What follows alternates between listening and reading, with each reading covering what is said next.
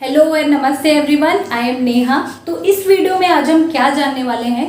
इस वीडियो में हम जानेंगे फंडामेंटल राइट्स, मतलब कि मौलिक अधिकार। ठीक है, तो अब फंडामेंटल राइट्स क्या होते हैं? राइट्स आपको पता है, राइट्स हो गए अधिकार। अब अधिकार तो बहुत सारे होते हैं, लीगल राइट हो गए, कॉन्स्टिट्यूशनल राइट हो गए।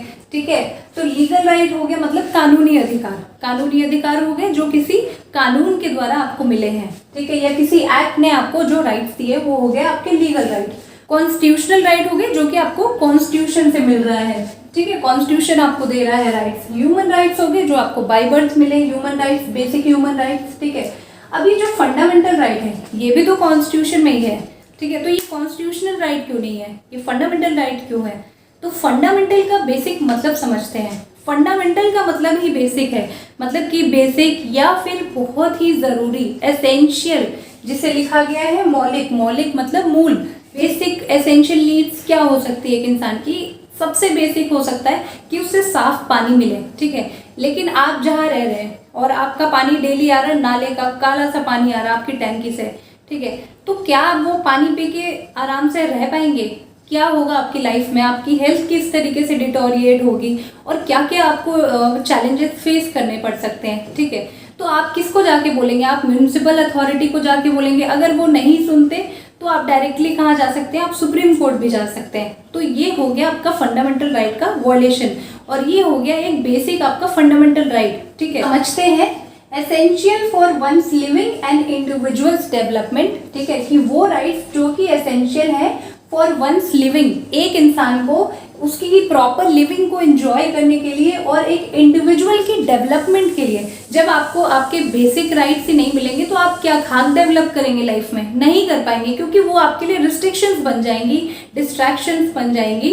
ठीक है, तो इसलिए फंडामेंटल राइट्स की बहुत इंपॉर्टेंट है एक इंडिविजुअल की लाइफ में। अब थर्ड आ जाते हैं क्या? Rights guaranteed by the constitution of India, मतलब कि वो राइट्स है जैसे लीगल राइट है। ठीक है, अब जो लीगल राइट है आप उसका वॉयलेशन कर रहे हैं, ठीक है, तो आपके खिलाफ स्टेट एक्शन ले सकती है, मतलब कि आप पे रिस्ट्रिक्शन इम्पोज कर सकती है, आपको पनिश कर सकती है। ठीक है, अब लेकिन जो फंडामेंटल राइट्स हैं, फंडामेंटल राइट्स जो होते हैं ये कॉन्स्टिट्यूशन आपको गारंटी करता है, मतलब कि आप स्टेट के खिलाफ भी जा सकते हैं। ठीक है, स्टेट मतलब यहाँ पे राज्य नहीं है, स्टेट मतलब कॉन्स्टिट्यूशन के हिसाब से आर्टिकल 12 अनुच्छेद 12 में डिफाइन किया गया है। मतलब कि अभी के लिए समझ लेते हैं कि कुछ अथॉरिटीज होती हैं, गवर्नमेंट होती हैं, गवर्नमेंट एजेंसीज होती हैं, वो सब आपकी स्टेट की कैटेगरी में आती हैं। नेक्स्ट वीडियो हम आर्टिकल 12 की डिटेल में बात करेंगे कि स्टेट में कौन कौन आता है। ये उस तरह के राइट हैं जो आपसे कोई छीन नहीं सकता। छीनने का मतलब एक स्टेट भी आपसे ये राइट्स जो हैं, आपके फंडामेंटल राइट्स हैं, वो छीन नहीं सकता। ठीक है, no one can take away these rights from you, not even the state. अब एग्जाम्पल के तौर पे समझते हैं, जैसे कि आपको आर्टिकल 19 क्लॉज 1 क्लॉज ए, ठीक है, freedom of speech and expression मिला हुआ है।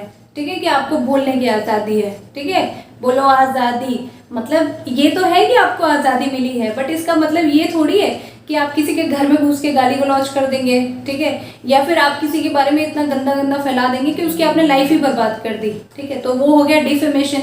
ठीक है, तो ये कुछ एक्सेप्शंस हैं। तो रीजनेबल रिस्ट्रिक्शंस, ठीक है, मतलब कि आप पे कुछ रीजनेबल रिस्ट्रिक्शन भी लगाई जा सकती हैं। इसका मतलब ये है कि फंडामेंटल राइट्स जो है इसका नेचर जो है एब्सोल्यूट नहीं होता है। कुछ केसेस में ये एब्सोल्यूट नहीं होता है, इस पे रिस्ट्रिक्शन लगाई जा सकती है। अब इसका सबसे बेसिक एग्जांपल लेते हैं समझने के लिए। फॉर एग्जांपल, आपके घर में आपके पेरेंट्स हैं, ठीक है, अब वो क्या करते हैं, बचपन से लेके जब आप बड़े भी हो जाते हैं, वो कहीं ना कहीं थोड़ी बहुत रोक टोक करते हैं। रोक टोक मतलब कुछ एक रिस्ट्रिक्शंस लगा देते हैं आप पे कि बेटा देखो ये चीज़ करो, बट ये वाली मत करो, नहीं तो इससे क्या हो सकता है, आपका नुकसान हो सकता है या किसी और का आप नुकसान कर दोगे बहुत बुरी तरीके से। तो हमारा कॉन्स्टिट्यूशन भी एक तरीके से समझ लीजिए हमारा माई बाप है। माई बाप मतलब हो गया कि एक तरीके से हमारा रखवाला है, हमें हर तरीके से प्रोटेक्ट करता है, हमें हर तरीके से फ्रीडम देता है, राइट्स देता है, सारी कुछ चीज़ें देता है। ठीक है, लेकिन कुछ रिस्ट्रिक्शन वो लगा देता है ताकि आप उसका भी उल्लंघन ना कर दे। ठीक है, या उस राइट का गलत इस्तेमाल ना कर ले। ठीक है, आ जाते हैं इन्फोर्सिबिलिटी पे। इन्फोर्सिबिलिटी का मतलब क्या होता है कि मतलब कि आपका जो ये फंडामेंटल राइट तो आपको मिला है, बिल्कुल मिला है, तो क्या आप इसके लिए कोर्ट में जाके इसको इन्फोर्स करा सकते हैं। मतलब तो अगर एक इंडिविजुअल का फंडामेंटल राइट वॉयलेट हुआ है तो वो कैसे अप्रोच करेगा कोर्ट को? वो अप्रोच करेगा एक रेमेडी के थ्रू जिसका नाम है रिट पिटिशन। ठीक है, रिट सबने सुना होगा, रिट फाइल हो गई। ठीक है, तो रिट पिटिशन आप किसी भी कोर्ट में जा सकते हैं, किसी भी कोर्ट, मतलब कि पर्टिकुलरली सुप्रीम कोर्ट या फिर हाई कोर्ट। ठीक है, तो आप सुप्रीम कोर्ट भी जा सकते हैं या फिर डायरेक्टली आप हाई कोर्ट भी जा सकते हैं। अगर आपका फंडामेंटल राइट वॉयलेट हुआ है तो आप वहां पे रिट पिटिशन फाइल कर सकते हैं। लेकिन आपके पास तगड़े ग्राउंड्स होने चाहिए। ठीक है, आप कोर्ट में प्रूफ करेंगे ये चीज कि मेरा फंडामेंटल राइट वॉयलेट हुआ है। अगर आप प्रूफ कर पाए तभी कोर्ट आपके रिट पिटिशन को एंटरटेन करेगी, वरना नहीं। ठीक है, नेक्स्ट पॉइंट जो हम बात करेंगे वो बात करेंगे सस्पेंशन की। यहाँ हमने जाना कि रीजनेबल रिस्ट्रिक्शन लगा सकता है। ठीक है, रीजनेबल रिस्ट्रिक्शन तो ठीक है, अब ये सस्पेंशन क्या है? सस्पेंशन ये है कि मतलब सस्पेंड करना मतलब क्या होता है? थोड़े टाइम के लिए, टेम्परेरी बेसिस पे, मतलब जो आपके फंडामेंटल राइट्स कॉन्स्टिट्यूशन ने दिए हैं। ठीक है, अभी हमने बात की थी कि स्टेट जो है वो भी आपका फंडामेंटल राइट वॉयलेट नहीं कर सकता, बिल्कुल सही। ठीक है, बट कुछ केसेस में इनको टेम्परेरी, मतलब टेम्परेरी बेसिस पे इनको सस्पेंड किया जा सकता है। सारे फंडामेंटल राइट को नहीं, कुछ फंडामेंटल राइट्स को। फॉर एग्जाम्पल, जब आपके आसपास जहाँ पे रहते हैं वहाँ पे अगर दंगे फसाद हो जाते हैं या किसी एरिया में दंगे फसाद हो जाते हैं, ठीक है, तो क्या होता है फिर उसमें आपको बोला जाता है, कर्फ्यू लग जाता है, आपको बोला जाता है भाई अब घर में रहिए, अब घर से बाहर निकले तो उड़ा दिए जाएंगे, मतलब आप पकड़ लिए जाएंगे। ठीक है, और आप पे कोई भी कानूनी कार्यवाही हो सकती है। तब आप आएंगे एज अ सिटीजन, आप बोलेंगे ऐसा कैसे भाई, हमें तो राइट टू लाइफ है, हमें जीने का अधिकार है, हमें मूवमेंट करने का अधिकार है, तो आप ऐसा कैसे कर सकते हैं? ठीक है, तो वो कर सकते हैं। और उस दौरान एक और चीज़ होती है, वो क्या, कई बार ऐसा होता है जहाँ पे कर्फ्यू वगैरह लगता है, सबसे ज़्यादा ये JNK में सुनने को मिलेगा। ठीक है, जम्मू एंड कश्मीर में, कि वहाँ पे इमरजेंसी की सिचुएशन कभी भी बन जाती है कश्मीर में। ठीक है, और उस जगह को और लोगों को प्रोटेक्ट करने के लिए कई बारी उन पे बहुत सारे रिस्ट्रिक्शंस लगा दी जाती है जो कि उनके वेलफेयर के लिए भी होती है। ठीक है, अब ये जो मान लीजिए एक इंडिविजुअल है, ठीक है, व्यक्ति है, उसका फंडामेंटल राइट, मौलिक अधिकार छीन गया कैसे भी। ठीक है, अब जैसे इसका एक एग्जाम्पल लेते हैं, सबसे बेसिक एग्जाम्पल लेते हैं स्मोकिंग का। ठीक है, सुट्टाबाजी जिसे बोलते हैं। ठीक है, तो मान लीजिए आप एक पब्लिक प्लेस में खड़े, फॉर एग्जांपल बस स्टैंड पे खड़े हैं, आप स्मोक नहीं करते। ठीक है, और आपको स्मोकिंग से एलर्जी भी है, आप मान लीजिए अस्थमा के पेशेंट हैं। ठीक है, और इस तरह की स्मेल से आपका क्या हो सकता है, मतलब आप गिर गुरा गए तो आपकी जान भी जा सकती है। तो ऐसे केस में आपका किस तरीके का फंडामेंटल राइट जा रहा है? ठीक है, आपका राइट टू हेल्थ तो गया। ठीक है, परिणाम देखिए, आपने देखा होगा स्मोकिंग जो है पब्लिक प्लेसेस में नहीं अलाउड है। ठीक है, क्यों नहीं अलाउड है? क्योंकि वो एक इंडिविजुअल का फंडामेंटल राइट सीधे सीधे छीनती है। ठीक है, अब पब्लिक प्लेस में बंदा बस का वेट करने के लिए खड़ा है, अब आपका दोस्त स्मोक करता है, आप मुंह के सामने उसके जानबूझ के खड़े हो गए। ठीक है, आपको पसंद है पैसिव स्मोकिंग, या आप ऐसे ही खड़े हो गए। ठीक है, बातचीत कर रहे हैं, आपने कंसेंट दे दी कि भाई कोई बात नहीं, कर ले। ठीक है, तो वो फंडामेंटल राइट वॉयलेट नहीं हो रहा है। लेकिन बिना कंसेंट के, आप एक प्रेग्नेंट लेडी है, वो हॉस्पिटल में बैठी है और उसके सामने एक अंकल धुआं उड़ा रहे हैं, ठीक है, तो बेहोश भी हो सकती है, कुछ भी हो सकता है उसके साथ। ठीक है, तो ये गया उसका फंडामेंटल राइट। इसीलिए कोई भी एक्टिविटी, कोई स्टेट का एक्ट हो गया, कोई ऑर्डिनेंस हो गया, कोई लॉ हो गया, जिसकी वजह से किसी इंडिविजुअल का फंडामेंटल राइट वॉयलेट हो रहा है, तो वो बंदा क्या कर सकता है, वो सीधे जा सकता है सुप्रीम कोर्ट या हाई कोर्ट। वो चाहे तो सुप्रीम कोर्ट भी जा सकता है, वो चाहे तो हाई कोर्ट भी जा सकता है। एग्जाम्पल है सेक्शन 377। अगर आपको पता ना हो तो सेक्शन 377 बात करता है अननेचुरल ऑफेंसेस की। ठीक है, जिसे सुप्रीम कोर्ट ने अनकॉन्स्टिट्यूशनल करार कर दिया। क्यों कर दिया? क्योंकि जो सेक्शन 377 जो था वो ऐसी कम्युनिटी को किसी भी तरीके एक्ट करने के लिए क्या कर रहा था, क्रिमिनलाइज कर रहा था। ठीक है, तो अब जो है ये क्रिमिनलाइज नहीं कर सकता, क्योंकि इनको प्रॉपर राइट्स प्रोवाइड किए गए हैं कॉन्स्टिट्यूशन की तरफ से। ऐसे लोगों को, LGBT कम्युनिटी और जो होमोसेक्सुअलिटी, ये जो सारे इसमें आते हैं, इनका क्या कर रहा था, इनका फंडामेंटल राइट छीन रहा था। ठीक है, इसलिए ये कम्युनिटी कोर्ट गई। क्यों? क्योंकि हमारा देखिए फंडामेंटल राइट जा रहा है। ठीक है, हमें जीने का अधिकार है। अब हम सेम सेक्स के साथ रहें या ऑपोजिट के साथ, ये आपका मामला नहीं है कि आप घुसेंगे और आप हमें पनिश कर देंगे। ठीक है, तो थर्ड एग्जाम्पल है इसका, सबसे बड़ा एग्जाम्पल ट्रिपल तलाक का। ट्रिपल तलाक क्या है? 3 तलाक।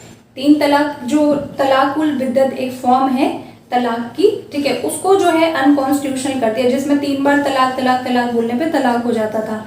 ठीक है, तो अब उसको पनिश कर दिया है। तो वो क्या हो रहा था, अब वो जो केस लेके आई थी शायरा बानो, ठीक है, जिनके पति ने उनको तलाक दे दिया था ऐसे ही, तो उनकी लाइफ बुरी तरीके से अफेक्ट हो गई थी। एक वुमेन, मान लीजिए कोई वर्किंग नहीं है, उसके पास कुछ भी नहीं है, और आप उठे और आपने आके उठ के बोल दिया कि भाई हम तुम्हें तलाक दे रहे हैं, मन कर रहा है तलाक दे दिया, ठीक है, हमारे पास कोई ग्राउंड नहीं है, कुछ नहीं, तुम अच्छी नहीं हो, तुम अच्छा खाना नहीं बनाती हो, तुम्हें जा रहे हैं हम तलाक दे रहे हैं, ठीक है।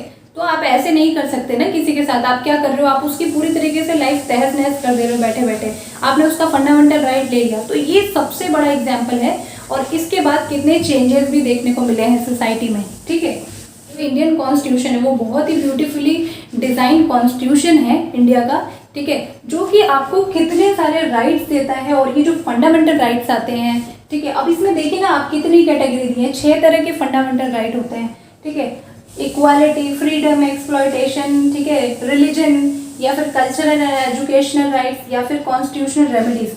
अब ये देखिए इनमें कितने सारे आर्टिकल हैं। इक्वालिटी में 14 to 18 है, फ्रीडम में है आपका 19 to 22, एक्सप्लॉयटेशन 23 to 24, रिलीजन हो गया आपका 25 to 28, cultural and educational rights आपका 29 to 30, कॉन्स्टिट्यूशनल रेमेडीज आपका 32 to 35।